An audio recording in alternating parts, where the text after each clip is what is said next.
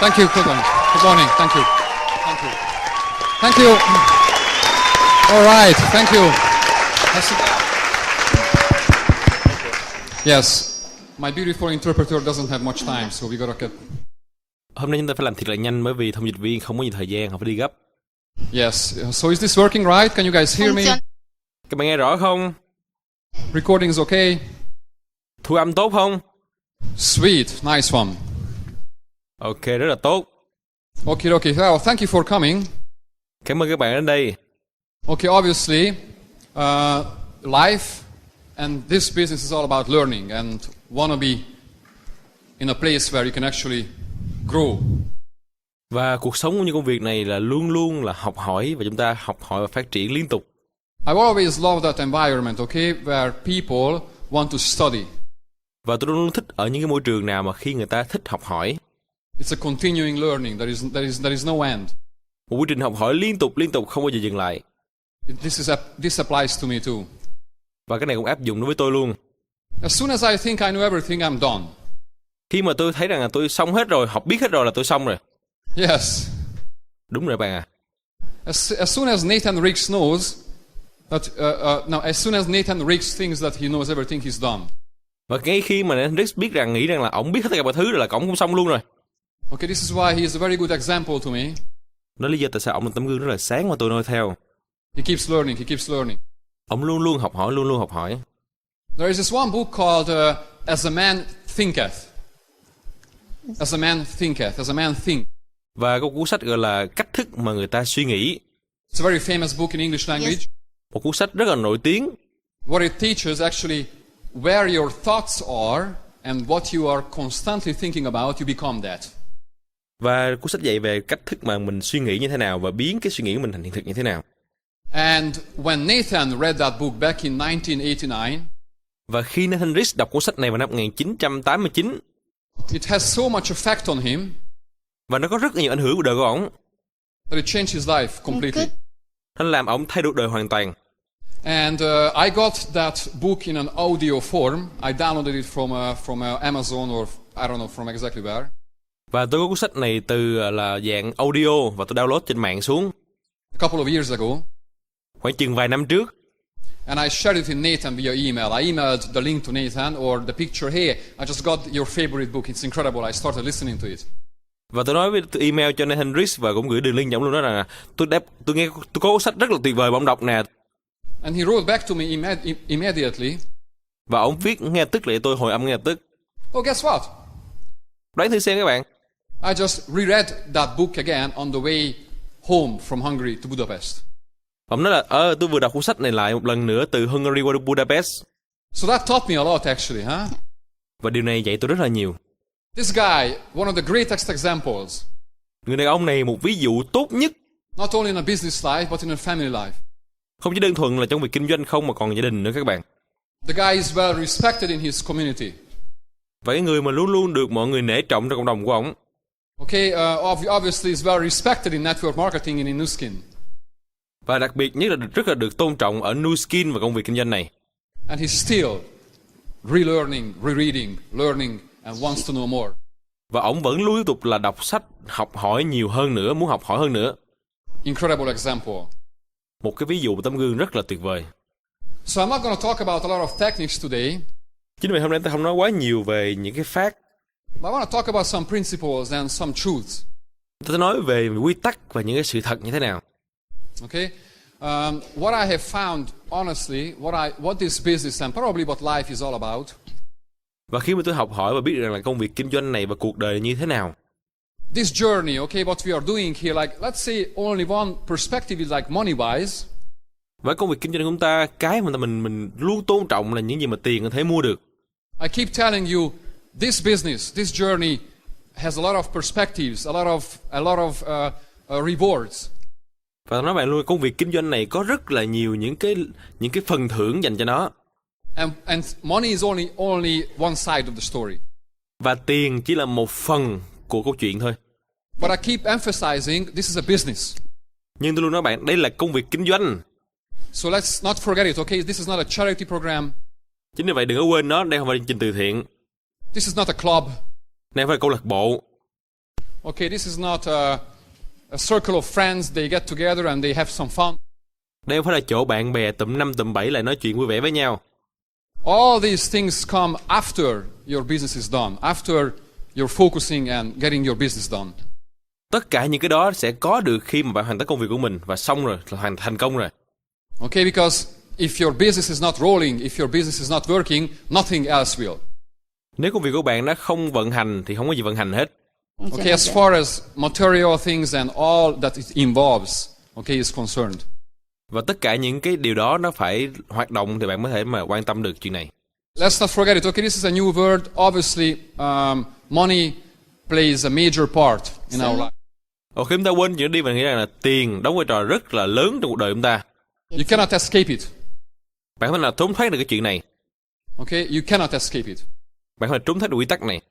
Okay, so you have to keep a very healthy balance in your spiritual things and in your material things.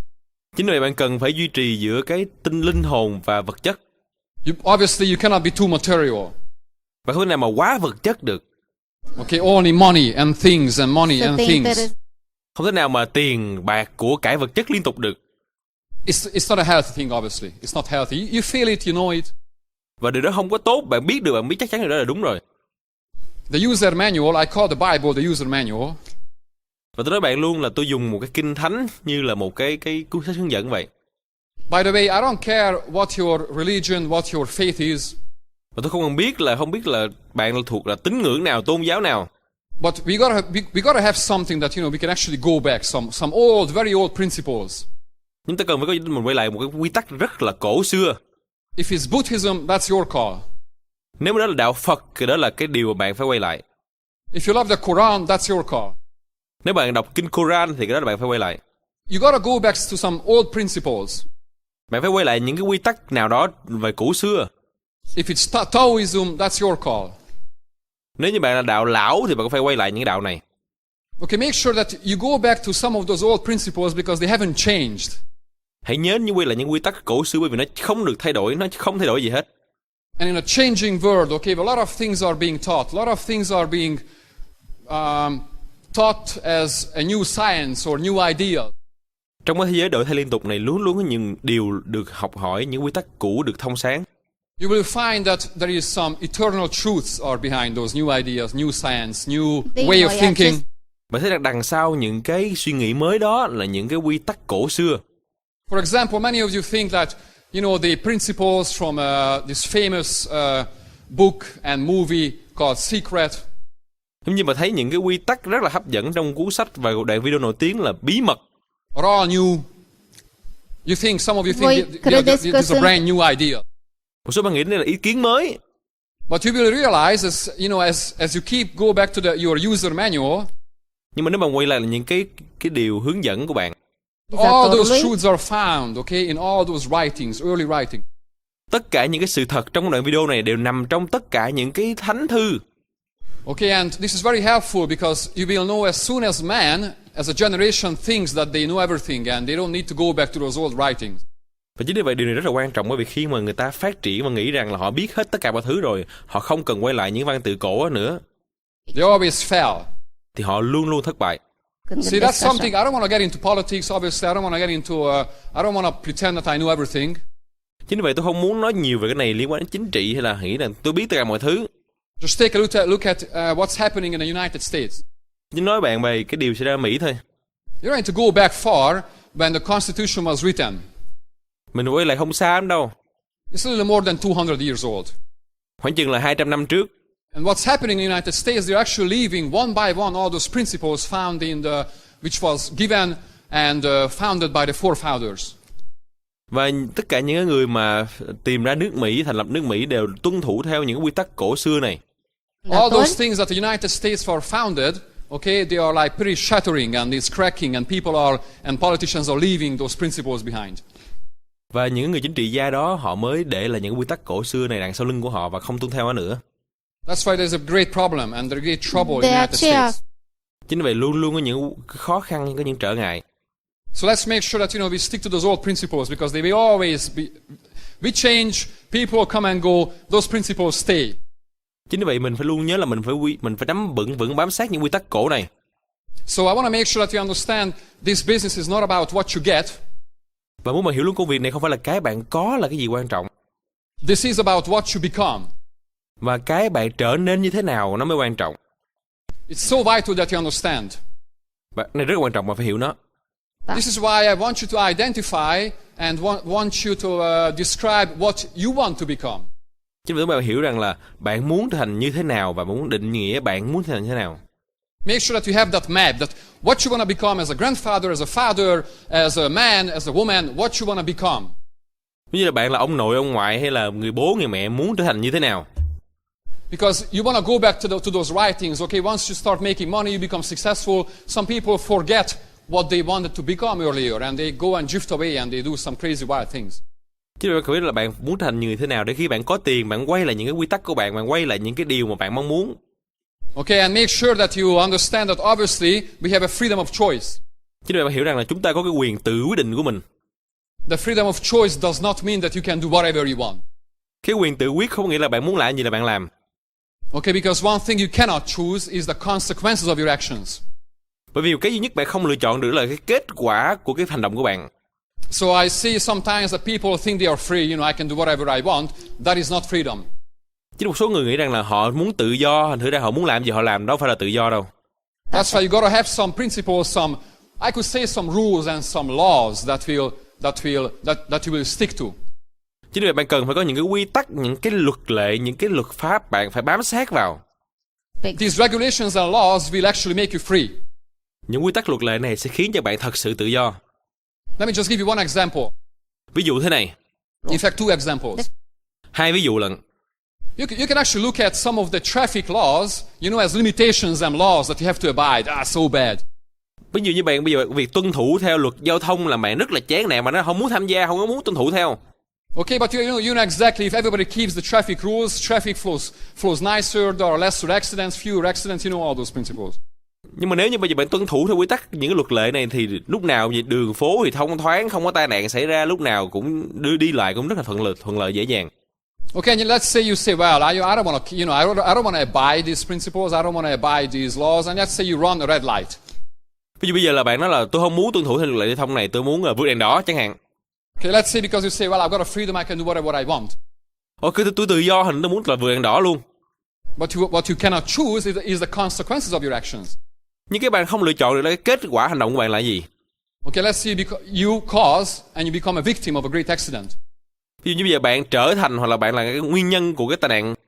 So the consequence you can never choose. Cái kết quả không lựa chọn được các bạn ạ. And by what you think that you're living your freedom and choosing freedom, you become a slave. Chính vì vậy mình nghĩ là mình tự do nhưng thực chất mình là nô lệ của nó. You become a slave of a wheelchair, of disabilities. Bạn thành nô lệ của xe lăn hay là của sự tật nguyền. Okay, for example, I abide and I follow some rules. Dù tôi bám sát theo những cái luật lệ đó. Okay, and one of these rules are, I never gamble. I don't get into gambling. Một những cái luật lệ là tôi không bao giờ mà tôi đi đánh bạc. Some of my friends, some people can think, well, like, why are you, it's a limitation, it's a law. You are not free. Một số người nghĩ là cái này là cái giới hạn, luật lệ là bạn không là tự do được rồi. I've got a friend, a very good friend of mine. Tôi có người bạn, người rất là tốt của tôi. Okay, who, in fact, many of you know this one person because he was in the business. Và rất là nhiều bạn ở đây biết người này và anh ta là rất là giỏi công việc kinh doanh này. Very good man. Một người rất là tốt. Great example to many. Một tấm gương sáng cho mọi người. We've had his CDs circulating in the system. Chúng ta có những cái CD của ảnh được ghi âm và phát hành trong hệ thống. He advanced up to Ruby level. Ảnh lên cái bậc Ruby. But something was wrong, like, something was not right. Nhưng mà một số điều xảy ra không có tốt các bạn ạ. And he left the business. Và anh nghĩ không làm việc nữa. I didn't know what it was. Không biết lý do tại sao anh nghỉ công việc này. Okay, and finally this March or I think it's this May. Và tôi nghĩ là tháng 3, tháng 5 năm nay nè. Okay, I got a text message from him. Tôi nhận được một tin nhắn từ ảnh. Okay, that he was going to end his life. Okay, he felt his family. He's got 2 kids. His niece got nothing, and stuff like that. It was very discouraging text message I got. Chắc anh sẽ tự tử và cuộc sống ảnh bây giờ là bế tắc rồi, bây giờ con cái gia đình ảnh bây giờ bỏ anh đi rồi, bây giờ cái tin nhắn rất là tiêu cực các bạn à. So I met him. Rồi tôi gặp ảnh. And it turns out that he's got an addiction to gambling. Và cuối cùng thì phát hiện là ảnh là bị nghiện đánh bạc. Ruined all his life. Và ảnh làm phá vỡ cuộc đời của ảnh luôn. Then obviously I knew this before. I had known this before that gambling can be just as addictive as drinking, as drug, and all those kind of things. Và tôi nói tôi cũng từng biết đây là đánh bạc cũng như là ma túy hay là rượu chè có thể rất là dễ bị nghiện ngập. Okay, I explained to him, just see, because I don't get into gambling. Và tôi giải thích cho anh bởi vì tôi không phải là người đánh bạc và tôi không có thích đánh bạc. I don't need to live and get the consequences of getting into gambling. Chính vì tôi không có sống một cuộc sống mà nó chịu trách nhiệm cho cái việc đánh bạc của mình, sự nghiện ngập của mình. So I pretty much have become free. Và chính vậy tôi tự do. And this guy becomes a slave. Nhưng mà anh này là cái nô lệ. Ruins all his life. Và làm phá hủy cuộc đời của anh. So which one of us is a prisoner? Ai chúng tôi là tù nhân. Okay, which one of us is free? Còn ai chúng tôi là sự người tự do. So you got to have these principles that you will stick to, that you will not break, that you will follow, even though no matter what happens to you. Bạn phải có những quy tắc luật lệ bám sát vào nó, không cần biết điều gì xảy ra. Okay, you got to keep these basic principles. Bạn phải giữ những quy tắc này. Okay, make sure you have some of these. You got to have some of. Chính vì nhớ rằng bạn phải luôn luôn giữ những quy tắc đó. Brian Tracy and a lot of other great teachers always talk about studying successful people. Always have these principles. Brian Tracy, những người thành công khác luôn luôn nói về cái việc là hãy học hỏi từ những người lãnh đạo khác, học hỏi từ những người giỏi khác, những người thành công khác. That they follow, they can go back. They can go home to these. They can actually keep back and study and remind themselves. Và chính vì vậy họ luôn luôn quay lại, họ học hỏi những gì mà họ biết. Okay, none of us is perfect, obviously. Không có người nào chúng ta là hoàn hảo hết. We fall short. Even I do a lot of mistakes. Chính vì tôi là người phạm rất nhiều lỗi lầm. But I can go back and realize what I've done because I go back to these principles and say, oh my heck, what am I becoming? Nhưng mà tôi quay lại những quy tắc này và tôi nhìn lại nó, trời đất ơi, mình làm cái gì vậy ta? Mình làm cái gì nè? What have I done? Tôi đã làm gì sai vậy nè? Okay, I want to make sure I don't become like that. Okay, I want to go back and remind myself and correct myself. Chính vì tôi muốn mình phải quay lại, mình đọc những cái điều này mà mình thấy mình sai chỗ này, mình sửa chỗ đó. Okay, so a lot of things being said. The most important thing is what you become, not what you get. Chính vì vậy cái điều quan trọng nhất là bạn trở nên như thế nào, chứ không phải là bạn có được những gì. I'm pretty sure, and I know, Nathan Ricks and some of those very successful network marketers, they got a lot of money, tens of millions of dollars. Tôi biết những người thành công kinh thương mạng này, họ là những người rất giàu có, họ có hàng chục triệu đô la Mỹ. But what I see and what is inspiring to me, what they have actually become. Những điều động viên tôi nhiều nhất đó chính là họ trở thành con người như thế nào. That's why you got to study about these people. That's why you got to meet them, see how they react, see how they act, see what's important to them. Bạn cần phải gặp những người này để xem là họ là những người như thế nào, xem cái hoạt động của họ thế nào, cái hành động của họ như thế nào. Excellent. Now I'm going to talk about a very important. This is the law of averages. Và điều quan trọng nữa chúng ta nói về là chính là cái luật trung bình. Okay, the law of average teaches. Luật trung bình dạy chúng ta thế này. Okay, a certain thing, okay, being done every day. Một cái điều gì đó mà xảy ra liên tục mỗi ngày will have its result. Sẽ có kết quả của nó. I call it the law of averages. Tôi gọi đó là cái kết quả của luật trung bình. It's being done, constantly being done. Những điều mà liên tục được làm. No matter what happens, it will have its own result. Không cần biết gì xảy ra, nó sẽ có được cái kết quả của nó. See, I prefer the law of averages over the law of numbers, the law of great numbers, not sum of two. Và chính vì vậy tôi nói là cái luật trung bình là cái luật liên quan đến những con số rất là lớn. See, the law of great numbers, I call it a passive law. Cái luật của những con số lớn đó tôi gọi là cái luật thụ động. You don't have much to do with that. It just happens even though whatever you do, it just, it's pretty inactive. It's not up to you. Chính vì những cái luật đó nó không có hoạt động tốt, nó không có phụ thuộc quá nhiều vào bạn. Obviously it works and there are some truths in it, obviously. Và mình làm việc và có những sự thật xảy ra các bạn. But I prefer the law of averages. Nhưng mà tôi thích cái luật trung bình hơn. Which is proactive, which is all up to you. Bởi vì tất cả những luật trung bình nó phụ thuộc vào bản thân của bạn. Okay, and this is found in the New Testament. Và cái điều này được tìm thấy ở trong Kinh Thánh Tân Ước. Actually in Matthew, if you want to write it down, if you got your user manual at home, make sure you... Nếu như bạn nào có Kinh Thánh này, bạn sẽ biết luôn đây là trong Matthew. Okay, it is Matthew chapter 13. Đó là Matthew chương 13. Excellent. This talks about here, the master talks about the parable, the story of the sower. Trong cái chương này, Đức Chúa nói về dụ ngôn của người gieo hạt. Okay, and what it says, Nói thế này, I'm going to read it to you. để đọc cho bạn nghe. You got yours too, right? Yes. Okay, behold, a sower went forth to sow. Đọc cho bạn nghe ha. Có người gieo giống đi ra đặng gieo. Obviously, the sower was very ambitious. Thực ra người gieo giống này có tham vọng rất lớn. It has its own own lot, own field, had the right seeds, was very ambitious. He wanted to get something done. Và anh có đất của anh, có hạt giống của anh, có mục tiêu của anh ra ngoài anh gieo hạt. Ready to take action. Sẵn sàng để hành động. Okay, I will refer it to our business sometimes, but make sure you are smart, that all these little principles you can refer it to Nuskin and your own business. Và chúng tôi hay dùng tất cả những quy tắc này áp dụng vào Nuskin. Mong rằng các bạn đủ thông minh để áp dụng nó vào Nuskin của mình. Excellent. So the guy is very ambitious. Let's go and do some sowing. With a seed, I've got the field. Chính vậy, người này rất là đam mê, sẵn sàng ra ngoài. Ok, có đất rồi, có hạt rồi, ra ngoài gieo hạt thôi. Let me ask you, do you have your own seed? Do you have some good seed? Để mình hỏi luôn, liệu bạn có hạt giống tốt không? Okay, do you have your field? Bạn có cái cánh đồng của mình chưa? Can you answer to that? Puteți răspunde la asta? I hope you have some good seeds and some incredible Sper field. că...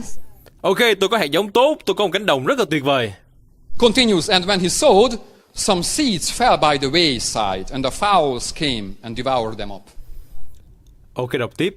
Khi đang gieo, một phần giống rơi dọc đường, chim bay xuống và ăn. So what it means, he's got some good seeds, okay? Deci Start înseamnă să spreading the el seeds, a... Hôm là anh ta có những hạt giống rất là tốt, bắt đầu đi gieo hạt giống của mình ra. and some fell on the side, and the birds came.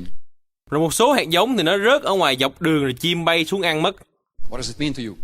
Nghĩa là gì ạ? You start spreading the news, okay? You start inviting some people. Bắt đầu ra ngoài anh truyền đạt người khác nghe câu chuyện này, anh mời người khác. Got some good seeds. Đó là một cái hạt giống tốt. These people are incredible. Mấy người này rất là tuyệt vời. They're excellent seed. Họ là những cái hạt giống rất là tốt. You put some work into that. Và họ bắt đầu đưa vào những cái công việc và hạt giống này của mình. What it says, some of those people, some of those seeds will fell on the wrong side. Và nói thế này, điều buồn là đôi khi một hạt giống này, những con người tốt này rơi nhầm vào vị trí. And maybe I could actually extend the idea even in the good side Aș of putea the să... field. Và nói luôn là mình mở rộng một xíu là ngay rơi vào cái vị trí tốt cũng được. But the birds came Nhưng mà chim vẫn đến and they got them. và chim ăn họ. Okay? You invited some people, some of them actually getting started up. Bạn mời một số người họ bắt đầu tham gia công việc này. Okay, but he's got some bad relative. Nhưng mà họ có một số những cái họ hàng bà con xấu. Maybe somebody, you're not going to go to that meeting, do some network marketing. Nghĩ sao làm đa cấp vậy ông? Come Gândirea on. aia să... Thôi mà làm ơn. Hai, Come on, mă. MLM. Don't go to that meeting. Trời ơi, làm đa cấp họ đừng thảo làm đừng có dự. So if it happens to you, you know exactly what happened. Bạn biết điều này xảy ra mà chắc chắn điều này xảy ra. Isn't that interesting? The birds. Thế mà chim đó. And now you got two choices. Bây giờ bạn có hai sự lựa chọn ha. One of them, Một sự lựa chọn là thế này. you go and chase the birds. Bạn ra ngoài mà đuổi chim đi. I'm going to go to that relative and I'm going to tell him what it is. Tôi sẽ gặp người họ hàng của anh nói cho họ biết đa cấp là cái gì. You can go out there and chase all the birds. Bạn ra ngoài chạy đuổi tất cả con chim đó đi. Okay, fight it. Chiến đấu với nó. Fight the birds. Chiến đấu với chim. You know what's going to happen to you? Biết gì xảy ra không ạ? It's going to affect your attitude really badly. Nó sẽ làm cho ảnh hưởng đến thái độ của bạn rất là tệ. Foarte mult. But what is more important actually, Nhưng điều quan trọng hơn thế này. you're going to leave the field. Bạn sẽ rời khỏi cái cánh đồng của bạn. And once you leave the field, Và khi bạn rời khỏi cánh đồng của mình you're going to have a problem. thì bạn sẽ có vấn đề. Very simple example. Một ví dụ rất điển hình thế này các bạn à. Let's say you invite 5 people. Ví dụ bạn mời 5 người đến đây đi. One show up. Một người xuất hiện. And you care about the 4 who didn't. Rồi bạn quan tâm đến 4 người không có xuất hiện. You leave the field right there. Và bạn rời khỏi cuộc chơi ngay lúc đó. You don't care about the good one that stays. Bạn không có quan tâm đến một cái người mà đang xuất hiện đúng giờ. Your mind is not there. Your mind is not there Pentru că because you leave the mintea field. ta... Tâm trí của bạn đang rời khỏi cuộc chơi, tâm trí của bạn đang ở chỗ 40 người không có mặt đó. Where are they? Tại họ đâu rồi? How come you didn't show up? Tại sao không xuất hiện vậy? What happened to you? Điều xảy ra đối với họ. That bad relative and your boss. Let me just talk to the boss. Ok, họ hàng bà con xấu bụng quá, ông chủ xấu bụng quá, để nói chuyện với ông chủ mới được. So these things are what I like actually. Isn't it as a fact? Hasn't this been written? Không, mà điều tôi thích nhất là cái gì? Những điều này được viết hết rồi. Make sure you remind yourself, oh my gosh, I understand. It's been written thousands of years ago. It's okay, no problem. Birds came and got them. It's alright, don't fight. Chính vì vậy, bạn nhớ luôn tất cả những điều này được viết ra cách đây hàng ngàn năm rồi. Chắc chắn chim sẽ đến ăn mất những người này đi, mất những hạt giống tốt đi. Mà đừng có chiến đấu với những con chim mà làm cái gì. Okay, some fell upon stony places, Một phần khác rơi nhầm vào chỗ đất đá sỏi, where they had not much earth. chỉ có rất ít đất thịt. And forthwith they spring up because they had no deepness of earth. Rồi bị lấp, không sâu liền mọc lên. Oh, some of those people become executives, Một số người thành quản trị viên các bạn à. but they did not. Okay, they did not grow deep roots. Nhưng mà họ không có những cái rễ cắm sâu vào đất. They might not have actually realized their goals. They might not have actually realized what is important to them. Có thể là họ không nhận được cái mục tiêu họ là gì, điều gì quan trọng cuộc đời của họ. Some of those roots or growing roots maybe examples of doing some studying and coming to these meetings. Rồi một số những cái người đó, ví dụ như là rễ họ bám không sâu, họ không có nghiên cứu, họ không có dự sự kiện nữa, họ không có tích cực trong công việc nữa. And they don't grow deep roots. They're done. Và họ không có những cái rễ cắm sâu và xong rồi họ tiêu tùng rồi. I love the example because if there are no roots, the roots aren't strong, you know what happens when the wind blows? Bạn có biết rất là nhiều ví dụ khi mà cái rễ cắm không sâu đều xảy ra khi mà gió thổi qua. Wind blows and it falls. Và thổi họ bay mất tiêu luôn. So you gotta understand, like some of those people, maybe, they started growing some roots, they started advancing, but they still stop because something is wrong with them, something they're not following. Roots. Chính như vậy, đôi khi một số người đang phát triển nhưng điều đó khiến họ dừng lại bởi vì rễ của họ cắm không có sâu. And when it happens, you know what you're gonna say? Và khi nó xảy ra, bạn sẽ nói cái gì đây? Oh, I understand, it has been written thousands of years ago. Bạn nói là hiểu rồi, cái điều này đã viết ra cả ngàn năm nay rồi. It's alright. Đúng thôi, không gì hết. Because you're gonna learn later on what's gonna happen to the sower. Thì bạn sẽ học được điều xảy ra đối với người gieo hạt này. And when the sun was up, và khi mặt trời mọc lên, they were scorched. Thì bị đốt.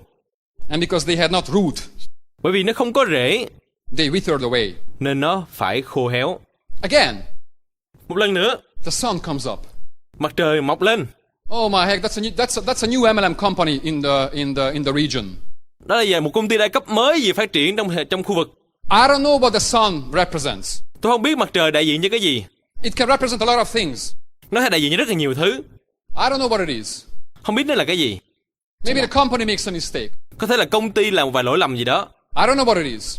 Không biết là cái gì. But the sun will come for sure. Nhưng mà chắc chắn mặt trời sẽ bắt đầu lộ dạng. And it will kill some of the people. Và nó sẽ giết chết một vài người ở đây. Some of the plants. Một số cây cối ở đây. Again, you have a choice. Một lần nữa bạn lại có sự lựa chọn. You can go out there and fight the sun. Bạn sẽ ra ngoài đó mà chiến đấu với mặt trời. Come here, it's a drought, so bad. Tại sao mà lại như vậy? Tại sao mà tệ như vậy? Tại sao mà tệ như vậy? I don't suggest taking that route. Và tôi khuyên là không nên làm cái đường đó. Don't go there, don't go that direction. Đừng có đi theo cái hướng đó. This is all we have. This is our planet. We have the sun. We have the drought. We have the early frost. Đây là cuộc sống của bạn à. Thiên nhiên, chúng ta có mặt trời, chúng ta có gió lạnh, chúng ta có bão tố, chúng ta có mùa đông đến sớm. This is what we have to work with. Đây là cái điều mà chúng ta phải chấp nhận, phải sống chung với nó. Okay, just like when there is a very wise sawyer or a farmer out there in the field. Ví dụ như một người gieo hạt, một nông dân rất là thông minh sẽ làm thế này. He knows exactly. Ông ta biết chắc chắn. When he starts his planting season. Khi bắt đầu cái mùa gieo hạt của mình. He knows exactly things will happen. Ông ta biết chắc chắn điều gì xảy ra. This is what he has to work with. Đó là cái điều mà ông ta phải làm việc với nó. He has to work with this environment. Ông ta phải làm việc với cái môi trường giống như vậy. He has to work with the sun. Ông ta phải làm việc với mặt trời. The flood. Với lại chim. Drought. Hạn hán. All those things. Tất cả những điều đó. He won't fight. Ông ta không có chiến đấu lại nó. Okay, long term you will learn. In long term, okay, there is always more better harvest than worse harvest. Và ông ta học hỏi điều rằng là khi mà thời gian trôi qua, ông ta sẽ có nhiều mùa vụ, sẽ có nhiều mùa gặt tốt hơn, những mùa gặt tuyệt vời hơn mùa này. And some fell among the thorns. That's verse 7. Một phần khác rơi nhằm bụi gai. And the thorns sprung up. Rồi gai mọc rậm lên. And choked them. Và phải nghẹt ngòi. I don't know what it is. Maybe the thorns are some bad cross line. Tôi không biết the thorn là cái gai là gì, có thể là cross line của mình chẳng hạn. I don't know, something in your environment. Có thể là điều gì đó trong cái môi trường xung quanh bạn. Okay, maybe politicians or maybe your region. I don't know. Có thể đó là chính trị hay là cái khu vực của bạn là gì đó. To make sure you understand, these are growing plants already out there. These aren't seeds anymore. They are growing. Bạn nhớ là bạn đang phát triển và những cái gai góc vẫn nằm đó. Đây là trong cái mùa gặt chắc chắn những điều này sẽ có. Maybe they made it up to lapis or ruby level. Có thể lên cái bộ lapis hay ruby. Big plant. Cây lớn rồi. Storms are coming. Bão tố rồi đến xảy ra. Coming. They get them. Bão xảy ra, bão đến. So when it happens, Và khi đó xảy ra thì sao? you know what you're gonna say? Bạn sẽ nói cái gì? Oh, I understand, no problem. It's been written thousands of years ago. Ồ, cái này tôi hiểu rồi, tôi biết rồi. Cái này viết ra cả ngàn năm nay rồi. That it would happen. Điều đó chắc chắn sẽ xảy ra. But the sower keeps rolling, keeps sowing, keeps rolling. Nhưng mà cái người gieo hạt nó vẫn tiếp tục gieo hạt, tiếp tục gieo hạt, tiếp tục.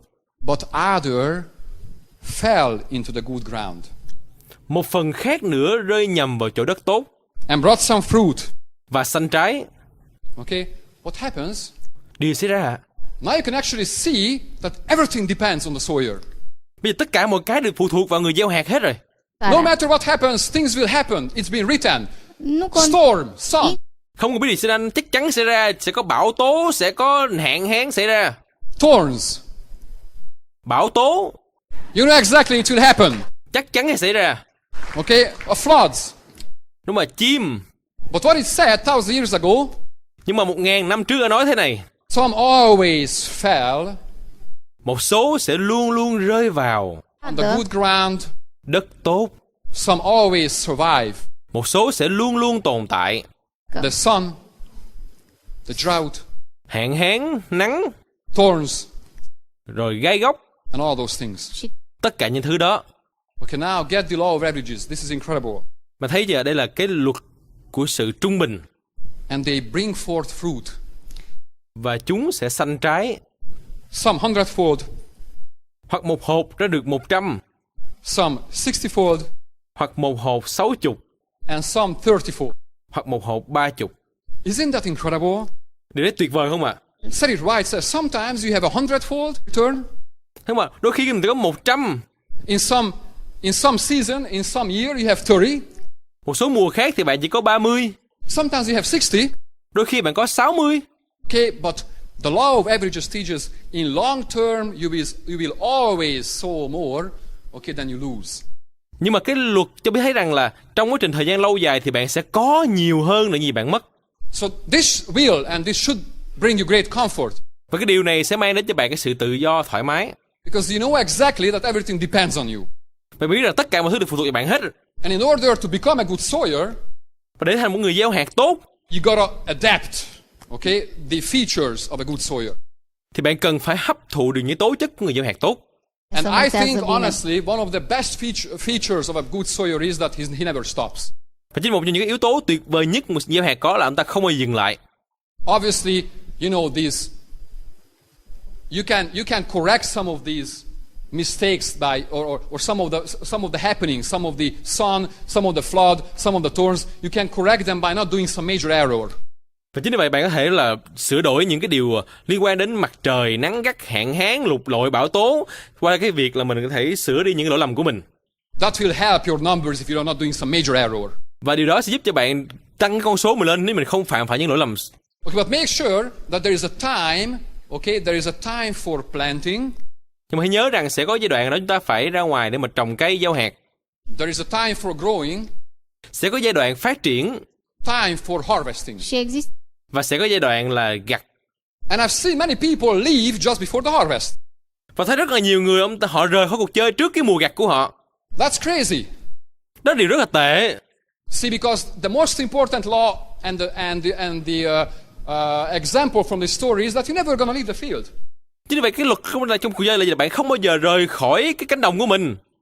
But some people leave before the harvest. Nhưng mà rất là nhiều người họ rời cánh đồng của họ trước cái mùa gặt. They were gonna sign up just the right person. They were gonna sign up the right person, and they leave. Và họ không đăng ký được người mới, họ không tuyển được người mới, và ngay khi họ tuyển được người giỏi thì họ rời cuộc chơi. Yes, this season or this year might have been the 30-fold. Vậy thì cái cuộc chơi ngày hôm nay có thể là cuộc là gặt được 30 and not the 100-fold. Yes, I understand. There are some bad times. Và nó phải là gặt được 100, không sao hết, một số thời gian rất là tốt, rất là xấu. You know exactly, it's been written. Bạn biết chắc chắn điều này xảy ra rồi, được viết hết xuống rồi. It's all up to the sower. Luôn luôn phụ thuộc vào người gieo hạt. So these are things that actually will help, will stick in your mind. Okay, when you're out there, things are happening. I remember that. Và chính vì khi điều này xảy ra, bạn hãy nhớ rằng những điều này nằm trong tâm trí của mình, biết chắc chắn sẽ xảy ra. Biết rồi. You know exactly now the new skin and our own averages, okay, and the publication, what new skin publishes, whoever stays 10, 15 years will become a blue diamond. There is no question about it. Bạn có biết là ở Nuskin chúng ta và cái thống kê này, tất cả những người nào mà họ tồn tại đến 10-15 năm thành Blue Diamond hết. I don't know why some people has to make it in 10 years. We don't know that. Không biết lý do tại sao một số người hay là tới 10 năm. Maybe they are in a very bad field. Có thể họ ở trong một cái cánh đồng rất là xấu. Okay, maybe they are making some errors. Có thể họ phạm lỗi gì đó. I don't know. Tôi không biết. But what it teaches you, they will make it. Nhưng mà nếu họ cố gắng thì họ sẽ có được cái kết quả. You know, our guest speaker in this last June was a lady who was a Lapis for 12 years. Khách mời ta tháng 6 vừa rồi Lapis 12 năm mà. Okay, now she's making some incredible money.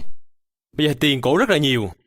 Okay, a very good portion of United States growth is underneath her. Và một phần phát triển rất là lớn của Mỹ nằm dưới chân của cổ. So all these things will actually fall in places and you will realize. Và tất cả những điều này xảy ra và bạn sẽ nhận ra một điều thế này. Okay, so what I wanted to make sure today. Chính vì tôi muốn các bạn hiểu ra ngày hôm nay, đảm bảo ngày hôm nay. Okay, that you're going to follow the law of averages, which is actually a law that you make it happen. Và bạn theo sát cái luật trung bình này, và đó là cái luật mà do bạn kiểm soát. Can you imagine the attitude hit that a Sawyer had, maybe in some of those incidences? Can you imagine the attitude, the wrong attitude? Bạn nghĩ xem nếu bây giờ họ có một cái thái độ xấu thì điều xảy ra với người gieo hạt đó. All right, you have to leave. Hey, yes, I'm pretty much done, but okay, let's. Hey, make sure you give a round of hands to her, okay? She has to go. Thank you. I'm almost done anyway. There you are. I've eaten up one translator, second's coming. I've used one translator, she's done. Now second one. Giờ dùng một thông dịch viên rồi, giờ người khác lên nè. Happened before. Điều này xảy ra rồi các bạn à. Well, maybe not today. I'm getting done. So. Mình nói sắp xong rồi, All right. Do you know what I mean? Do you get the message? Bạn có hiểu thông điệp tôi là gì không? Okay, all of us, all the successful distributors, in fact, all the successful people out there in any given area. Chính vì tất cả những thành công ở ngoài kia trong bất kỳ lĩnh vực nào. Always follow this rule, even consciously or unconsciously. We don't know that. Tất cả họ đều bám sát theo cái luật này một cách chủ động hoặc là vô thức. And one of the greatest gift, or one of the greatest things that successful people do. Và những điều tuyệt vời nhất những người thành công họ hay làm. Okay, I look into this story again. Một lần nữa mình quay lại câu chuyện này. They can actually discipline their discouragement. They can discipline their discouragement. Họ phải kỷ luật những cái sự nhút nhát của họ. Because they get discouraged too. Bởi vì họ cũng nhút nhát các bạn à. I got so discouraged so many times it's impossible to tell you. Bản thân tôi cũng rất nhút nhát rất là nhiều lần, tôi muốn kể cho bạn nghe. Do you think when Tiger Woods or Rafael Nadal or any players in any sport when they are out there, bạn nghĩ rằng là những người vận động viên như là Tiger Woods hay là Rafael Nadal khi họ ở ngoài kia họ để chơi thể thao, and they have a bad shot or a bad etop or bad whatever, khi mà họ có những cú đánh rất là xấu, rất là tệ, it doesn't affect them. Thì không ảnh hưởng đến họ à? That's a bad. If you think that it doesn't affect me or them, you're done. There's nothing I can do for you. Và nếu như bạn nghĩ rằng nó không ảnh hưởng đến họ hết, không ảnh hưởng đến tôi hết, thì coi như bạn xong rồi, không dạy nữa rồi. Successful people can discipline that discouragement. Cái người thành công họ thể kỷ luật được cái sự nhút nhát trong người họ. And they get up and they go back. Và chính vì vậy họ quay lại và tấn công. And losers, they give out to this disappointment. They give out and they go into depression and they start licking their own wounds and they just give out. Những người thất bại thì họ lúc nào cũng vậy, lúc nào cũng quay lại cái sự khó chịu cho thất bại của mình. So it's not the sun that shines differently on me or you. Chứ không phải là mặt trời nó chiếu sáng khác ở chỗ tôi hay là khác ở chỗ bạn. It's not the field that we work in different fields. Nu este Maybe there's some vorba. small difference, it doesn't matter. Không phải là cái cánh đồng của tôi khác cánh đồng của bạn, không phải quan trọng chuyện đó. It's only how I am able to discipline my own discouragement. Mà đó chính là cái việc bản thân tôi phải kỷ luật cái sự nhút nhát cho người mình như thế nào. I remember very well when Nathan Riggs shared this story, shared this very quick idea or experience that he's had. Và tôi nhớ là khi Nathan Riggs chia sẻ một cái ý tưởng cũng như là cái trải nghiệm mà ông vừa trải qua. He said to a selected group one day, you guys need to understand in the past 20 years, especially in my first 10 years. Và ông nói này là các bạn phải biết rằng trong suốt 20 năm vừa qua, nhất là 10 năm đầu tiên của tôi trong công việc kinh doanh này, I quit this business so many times. Tôi đã bỏ cuộc công việc này rất nhiều lần. My wife has quit this business so many times. Vợ tôi cũng bỏ việc rất nhiều lần. But we never quit in the same time. Nhưng mà chúng tôi không bao giờ bỏ cuộc cùng thời điểm. That's why I'm here. That's what he said.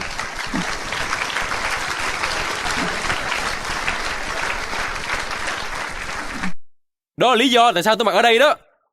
See, this is why I love tennis so much, especially Grand Slam and Grand Slam. Some of those finals and pre-finals. Chính vì tôi rất thích những cái chương trình về thể thao, về đánh quần vợt, những chương trình rất là nổi tiếng. Okay, I find tennis a very unique sport to watch Mi se and to pare do. Và thấy rằng là tennis là một cái bộ môn mà rất là tuyệt vời, rất là thích thú khi quan sát. Because in a very, very hard, 4, 5, 6 hours Grand Slam final. Bởi vì trong trận đấu là 4, 5, 6 tiếng đồng hồ, trong trận gọi là trận chung kết. You can see every single of these laws happen to the players. You can actually tell, you can see them going through the stages. Bạn hãy thấy được rằng là tất cả những cái luật lệ này, những cái luật này đều xảy ra với tất cả những cái người thi đấu hết trơn. I've seen examples, when some of the good players actually they give out to the discouragement. Và thấy rằng là rất là nhiều những cái vận động viên tài năng họ bỏ cuộc bởi vì cái sự nhút nhát trong người họ. I saw some examples when actually something really bad, like a bad round happened to them, and they came back and they disciplined the discouragement, and they turned the game around. Tôi thấy ví dụ là những người họ có những cái trận đấu, những cái set rất là tệ, nhưng mà khi họ quay lại, họ biết kỷ luật cái sự nhút nhát của họ, thì họ trở thành người chiến thắng. And it helped me a lot. Và dạy tôi rất nhiều điều. Because it teaches me, those guys aren't different from me. Và họ dạy tôi rằng là những người này không khác gì tôi hết trơn á. They are affected by all those things what I'm affected on. All those things. Và những người này không có chịu ảnh hưởng những gì mà tôi ảnh hưởng, tất cả một cái như nhau hết. So that gives me a lot of hope. Và cho tôi một cái sự hy vọng. Because now I realize it's all up to me that I must to discipline my discouragements. Chính vậy tôi biết luôn là tôi phải kỷ luật cái sự nhút nhát trong người của mình. When those people don't show up. Khi một người không xuất hiện. When some of the executives leave. Khi một người quản trị viên rời cuộc chơi. When some of the leaders leave. Khi người lãnh đạo bỏ cuộc. And when the company makes a mistake. Hay là đôi khi công ty có những lỗi gì đó. Whatever happens in the field, I don't know what it is. Whatever, a lot of examples. Bất cứ gì xảy ra, bất cứ những cái lỗi lầm gì đó xảy ra, những cái ví dụ nào đó xảy ra. It affects me, but I have to stand up. Nó ảnh hưởng đến tôi nhưng tôi phải đứng lên. Because losers don't stand up. Bởi vì người thất bại không đứng lên. You don't have much time, Obviously make sure that when you are coming back, when you are disciplining your discouragement, it doesn't take 2 weeks. Chính vì vậy phải nhớ rằng bạn phải quay lại và đừng bao giờ mình kỷ luật cái sự nhút nhát của mình mà sau 2 tuần. Make sure that you are over it within a day or two. Hãy nhớ phải vượt qua nó, phải chừng 1-2 ngày phải vượt qua nó rồi. Maybe a week or an hour. Có thể là một tuần lễ hay 1 tiếng đồng hồ. But you come back, you're out on the field, you've got your racket or your whatever sport it is in your hand. Và bạn quay lại cuộc chơi hay là cái vợt của mình hay là bất cứ dụng cụ thể thao nào đó của mình. Just like the greatest sport players, they come back from the locker and they say, "Well, I'm back. I'm ready." And I'm pretty sure in a Grand Slam when they go to take a piss out there, there's something happens in toilet. Nhưng vận động viên khi mà họ nghỉ giải lao đó thì họ sẽ quay lại cuộc chơi và chắc chắn lúc đó là họ đi toilet, họ đang suy nghĩ cái gì đó và họ quay lại mạnh mẽ hơn rất nhiều. I don't know what they do. Không biết họ làm cái gì. Maybe they need to be alone and do something. I don't know. I don't know what it is. They gotta do something that they would not do in front of other people. Và họ làm cái gì đó mà chắc chắn họ không làm trước mặt mọi người. Họ có thể là suy nghĩ, mình làm gì đây, mình phải cố gắng lên. You got to develop this kind of attitude. Maybe a favorite music or a CD or a speaker or whatever that you put in, and you let it affect your mind and your attitude. Và bản thân bạn phát triển cái gì đó để mà, ví dụ như CD hay là cái đĩa gì đó để bạn nghe, để bạn ảnh hưởng đến tâm trí của mình. Make sure you have this because you're gonna die if you don't have that. Hãy đảm bảo là bạn có điều này, bạn sẽ chết nếu như không có những cái điều động viên mình. Foarte I do have my aceasta. favorite books, my favorite quotes, my favorite music that I can put in, and it changes my whole attitude. Tôi có những cái đoạn CD hay, những cái đĩa hay, những cuốn sách hay, những cái lời động viên tốt để mà khi có vấn đề xảy ra, tôi nghe động viên bản thân của mình. One of the best things I found in the past 6 years, one of the best medicine for curing my own attitude in a business. Và tôi biết là trong suốt thời gian 6 năm vừa qua, một trong những cái thần dược tốt nhất để chữa lành cái thái độ của tôi Is to go out there and start working like crazy. đó chính là ra ngoài kia bắt đầu làm việc lại như điên. Because I have sponsored myself into the business so many times when I went to those opens and I started doing the presentation. Bởi vì tôi là người đã bảo trợ bản thân tôi lại rất nhiều lần sau những cái sự kiện, sau khi ra ngoài kia và thất bại. I went there as, oh my heck, I don't want to do this. Okay, I want to quit. I don't want. It's not going to work. I don't know what's going to happen. So that was my attitude before the presentation. Và mình bị sao ta, mình không muốn làm việc nữa, mình thật bị sao này, mình không muốn chán nản quá trời luôn. Đó là thái độ của tôi trước khi tôi thuyết trình đó. Okay, and once the presentation was done, I was so excited. Okay, I couldn't sleep, and I restarted again. I sponsored myself into a deal again. Nhưng mà khi thuyết trình xong rồi đó, tôi quay lại cuộc chơi bắt đầu mạnh mẽ hơn, mong muốn thích nhiều hơn, và tôi thấy là mình là người rất là tuyệt vời, mình mong muốn thành công hơn nữa. This is what I found. Okay, now you know I'm out in the field. I'm sponsoring. This is what I found every single day. Đó là tìm thấy đấy các bạn, đó là điều mà tôi nhận thấy khi mà tôi ở ngoài kia bắt đầu làm việc và mình có những cái cảm nhận như vậy. I sit down with my new frontline. Tôi ngồi xuống với những người F1 của tôi.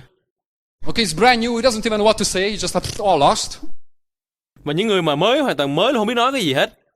Well, maybe not Nici now ce because, zică. you know, we've been working for 5 weeks now. He's become very smart, but in the past couple of weeks, he was like, oh my God, what do I say?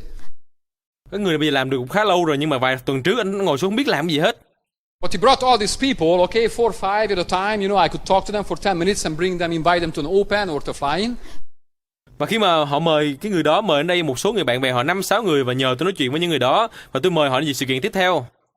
And those little talks, okay, was so great. I love that because it's, you know, it gives me a good feeling and an incredible attitude, which I did not have when I arrived. Và những cái điều đó tôi nói ngồi nói chuyện rất là nhiều với họ, trả lời rất nhiều câu hỏi, mà cái điều đó tôi có cái thái độ tốt hơn, những cái trải nghiệm tuyệt vời hơn khi mà trước khi gì sự kiện. And sometimes when some of those people leave, một số người thì họ rời khỏi cuộc chơi. we go like this, you know, with my partner. Yeah, it was good. Nhưng mà tôi vẫn cảm nhận không khí rất là tuyệt vời. And I taught him so well. We don't care about, you know, if they're gonna come or they're gonna sign up, or we don't care about those people. We care about ourselves. Và chính vì vậy những người đó họ cũng không quan tâm là những cái người khách mời kia có đến lại không có quay lại cuộc chơi, không có tham gia với mình hay không quan tâm cái chuyện đó. I taught him so well. Who cares about what's gonna happen to? It's all about you. Và chính vì vậy ông cũng không quan tâm cái chuyện là người đó có quan tâm hay không, có làm hay không, mà quan tâm nhất là mình có làm hay không. In fact, when I'm talking to new people, I always talking to the new guy. Who cares about the new people? They're gonna leave and they're gonna, but the new guy is gonna stay, and he hears all those stories, all those explanations, and I'm always talking to a new guy. Chính vì vậy tôi khi làm việc công việc mới này, tôi luôn nói chuyện với những người mới, những downline mới của mình để ngồi nói chuyện, hướng dẫn họ. Nào còn khách hàng đến hay không đến, làm không làm chuyện của khách hàng. Who made up his mind already? Những người nào đã quyết định rồi. Who invested some money into this business? Những người đầu tư tiền vào doanh nghiệp của họ. Who made some commitments? Những người nào mà đã cam kết that he cannot turn away back from. Là họ sẽ không quay lưng lại. Okay, and that's very exciting. People come and go, but we stay. Chính vì đó là điều tuyệt vời đó các bạn ạ. Người ta đến mà đi, nhưng chúng ta vẫn ở lại. You know Arnold Schwarzenegger, you know what he did many times? Những người đó họ thường làm gì không? Okay, he went out and he made some claims. Okay, hey, I'm gonna beat this guy. I'm gonna be this much of a kilo. I'm gonna do this and that. He just said it to his friends and in his environment. This is what I'm gonna do. Và họ ra ngoài đó là họ nói với bạn của họ luôn là tôi sẽ chiến thắng ông này, tôi sẽ giảm được bao nhiêu ký, tôi sẽ thành công hơn ổng, tôi có tiền nhiều hơn ổng, và tôi cam kết với bạn tôi điều đó. Đó là một số người mới họ làm như vậy, họ thường ra ngoài và tôi thích điều đó. Okay, I mean, turn around and say, oh my heck, what did I say? Oh my heck, what did I say? Oh my heck, you know, I raised the bar. Oh, jeez. Họ nghĩ là chết rồi, tại sao mình làm chuyện đó, mình nói gì, tại sao mình đặt ra cái giới hạn mình là chi vậy, mình đặt ra cái mục tiêu mình là gì vậy? Okay, but he promises I'm never going to fall short in any of those promises because I made a promise, I declared it, I have to do it. Và chính vì vậy một số người quay lại nói là chết rồi, lỡ hứa rồi, lỡ công bố rồi, lỡ tuyên bố rồi, phải quyết tâm để mà thực hiện nó cho được.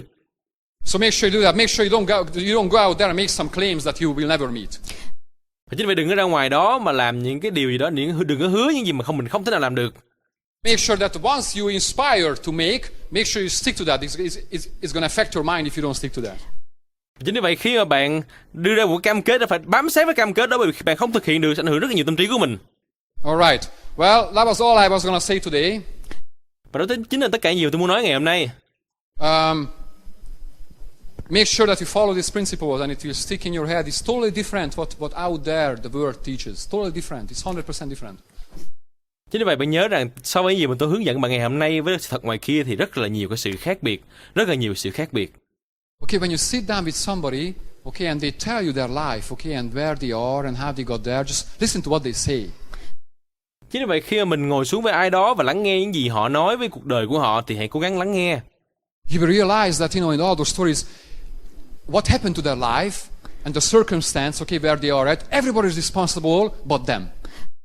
Và khi mà họ nhận cái điều rằng là tất cả những gì xảy ra cuộc đời của họ, mọi người đều chịu trách nhiệm hết trừ bản thân của họ. It's amazing. Start listening to your parents, okay, to your friends, okay, how they ended up in this job, how they ended up in this circumstance. It's everybody's fault but theirs. Và khi mình ngồi mình lắng nghe bố mẹ của mình, bạn bè của mình, lý do tại sao mà họ gặp công việc này, tại sao mà họ thất bại, tại sao mà họ mất đi cái này, mất đi cái kia, tất cả đều là lỗi lầm của người khác chứ không phải bản thân của họ. It's amazing. Rất là tuyệt vời đó các bạn ạ. Okay, but once you actually teach these people, okay, step by step, that everything, wherever they are, and whatever happened to them is their fault and is their responsibility, okay, they're going to start changing their lives. It's a heavy, heavy load, but they can actually start doing that. Và bạn có biết là khi mình ngồi xuống hướng dẫn cho họ, dạy cho họ là tất cả những điều đó đều là trách nhiệm của họ, đều là lý do tại sao bản thân của họ thất bại hết, thì bắt đầu họ thay đổi, và khi họ thay đổi thì họ đổi đời luôn. It's a long journey. Nó là một quá trình rất là dài. Okay, this guy tells me, well, I can't come to this meeting because I have to work that afternoon. Và rất là nhiều người nói tôi là tôi không thể nào đến dự sự kiện được bởi vì tôi phải đi làm buổi tối. Okay, make sure you correct or you translate it correctly. I have to work the Friday. Và họ nói là tôi phải làm vào tối thứ sáu này. The Friday. No, it's not a Friday. The point. I have to work. Và không phải là thứ sáu mà là tôi phải làm. And obviously right away, okay, I ask him, do you have to work or do you choose to work? Tôi hỏi là thế anh phải làm hay là anh chọn mình sẽ đi làm? It's so important because if you say I have to work, I have to that, do you have to or do you choose to? Mình hỏi là bạn chọn là bạn sẽ làm hay là bạn phải làm việc đó? And I made the guy to say I choose to work that Friday. Một số người nói là tôi lựa chọn cái việc là tôi sẽ làm vào tối thứ sáu. It's different because now it's his own choice. Nhưng mà thế là rất là khác biệt bởi vì ảnh là người chọn lựa cái việc là anh sẽ làm vào tối thứ sáu. And once he knows that it is his own choice, how he ended up there, things are starting happening to the guy because now, he's not a victim, it's not because of environment, it's his own choice. Nhưng mà khi anh hiểu rằng là cái việc anh làm vào tối thứ sáu này là sự lựa chọn của riêng ảnh, thì anh không phải là nạn nhân nữa, anh không phải là đổ thừa cho người khác nữa. That's the beginning of a long journey. Đó là chặng đường rất dài để nhận ra điều đó. Okay, so these are things that actually can start thinking about it and apply it in your own life and just tell people. Đây là những điều bạn bắt đầu suy nghĩ và áp dụng vào cuộc đời của mình và hãy hướng dẫn những người khác. Obviously, we are because of society, because of teachings, because of parents, okay, we always play the victim, we always play because as soon as we realize that everything depends on you or everything depends on us, we're going to be in trouble, big trouble. Và bạn có biết là khi mình trong môi trường này, mọi thứ xung quanh mình, tất cả xung quanh mình đều đổ thừa người khác, đều là tại người khác hết. Nhưng mà khi mình nhận ra rằng tất cả đều là ảnh hưởng của mình, đều là nguyên nhân là do mình, thì mọi chuyện sẽ thay đổi. The big trouble, obviously, I'm paraphrasing it, but what I say by that, you're in trouble because now you realize everything is up to you, it's your responsibility, and that gives you the greatest freedom as well. Và một khi bạn nhận ra rằng là tất cả mọi việc xung quanh bạn thì bạn là người kiểm soát hết, thì cái đó bắt đầu bạn nhận điều rằng là bạn bắt đầu biết được sự tự do là gì, bạn biết được cái quyền kiểm soát là gì. So this is your job. Công việc của bạn là như vậy. That's what I meant yesterday in a leadership meeting when you have got this passion, okay? Because we can change the world. Và đó chính là cái mà hôm qua chúng ta trong sự kiện lãnh đạo của mình đó tôi đã nói, và các bạn là người hoàn toàn có thể ra ngoài thay đổi thế giới được. We can really change it. Chúng ta hoàn toàn thay đổi được các bạn à. But the way to start changing people and your environment Nhưng mà cái cách thức mà thay đổi người khác trong môi trường của bạn is to start changing yourself and your thoughts and everything is about you. và hãy bắt đầu bằng cái việc là thay đổi bản thân của mình, thay đổi suy nghĩ của mình và tất cả những gì đó liên quan đến mình. Well, let's get on this journey together, okay? Let's be on this journey. Let's shoulder and shoulder each other. Let's be good friends and let's do teamwork. Ok, chúng ta hãy cùng nhau đi trên chặng đường này, chúng ta hãy là bạn bè với nhau, cùng học hỏi lẫn nhau.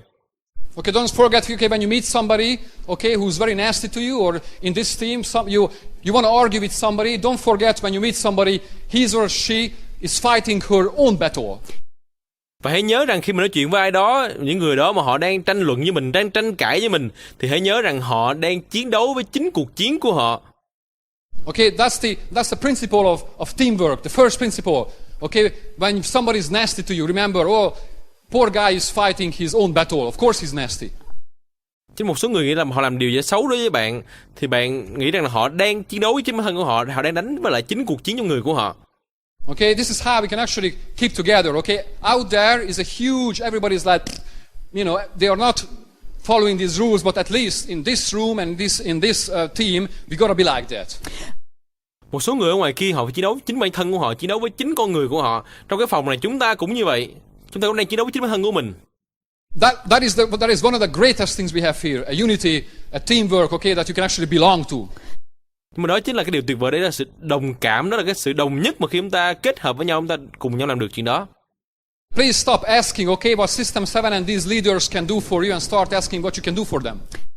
Chứ đừng bao giờ hỏi là liệu cái hệ số 7 này làm được gì cho bạn, hay hỏi là mình đã làm được gì hệ số 7 rồi. Okay, many times we are not grateful enough. Many times we don't appreciate things. We just take them for granted and let me see what you can give me and how come you can't give me this.